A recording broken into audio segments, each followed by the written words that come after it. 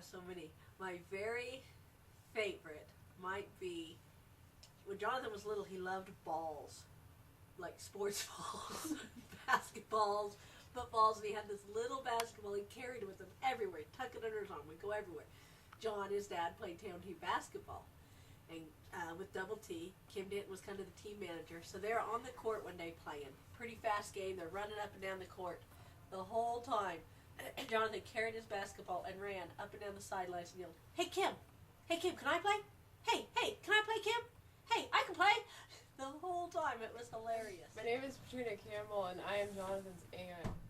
Okay, I'm Karen Campbell. I'm Jonathan's grandmother. Jonathan came over. He just used to eat popcorn and drink Mountain Dew and watch cartoons.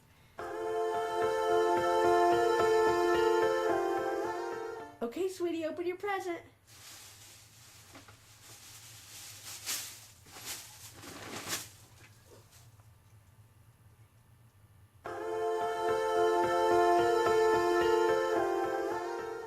Jonathan was little, he didn't talk. He just pointed, and you had to carry him wherever he wanted to go. And he didn't learn to talk when he was real little. He wouldn't even talk. He would just point. And then when he started talking, he talked in whole sentences. What's your first word on the way to the airport or to San Diego or something? It was "voot." It was hilarious because you were 2. You can say it. Mama, mama, mama, mama, mama, mama. Say it. Mama, mama, mama, mama. Obliged.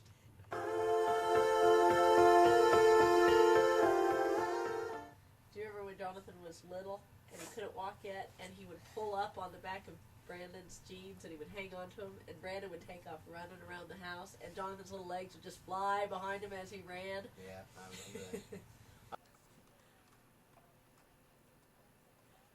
Okay, let go, sweetie.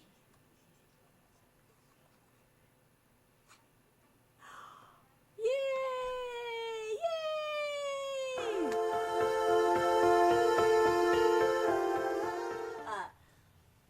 One time Tammy Boakhouse gave a little packet of wheat seed because he wanted to plant wheat. He hates that I tell this story, but it was the most adorable thing. So he plants it, and it starts coming up, and he's so excited one day. He's got wheat about this tall, a patch about this big out in our front yard. And he's got it, and he's standing there, and he's weeded, and he looks up at me and he goes, "Hey, Mom, am I a farmer?" It was so cute. One day we were driving him to preschool. And we were driving along just out of the driveway, and it was a windy day, horrible windy day in Kansas. And as he was going to the car, his hair had been blowing, his papers had been moving around, and he gets in the car, and we're pulling out of the driveway, and he looks at me and goes, "Mom, tell the trees to quit moving. They're blowing all my stuff around."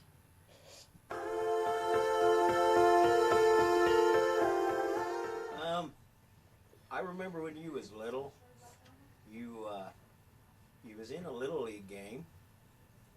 You was in a Little League game, and I believe it was like maybe close to a tie game, or we were close to winning, and you had pitched almost the whole game, and you came out, you come off the inning, and you said, "Dad, I'm done, I'm tired." And I told you, "No, you're not, you're getting back out there, and you're going to finish."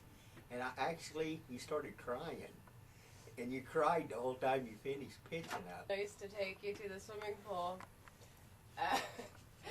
and all the older kids would tease you because they would think it was really funny when you got angry, and you'd barrel down your head and run at them and headbutt them with your head and knock them over.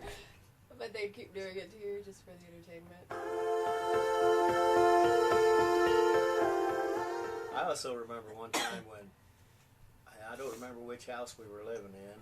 It may have been no, it wasn't the apartments. We was living in a house, and didn't he crawl up onto the washer? We lived out of town in that house, yeah. and he crawled up on the dishwasher. Yeah. And he was standing up counter high, and he wasn't very old. He was only 2 at the most, and he climbed up there and he jumped off.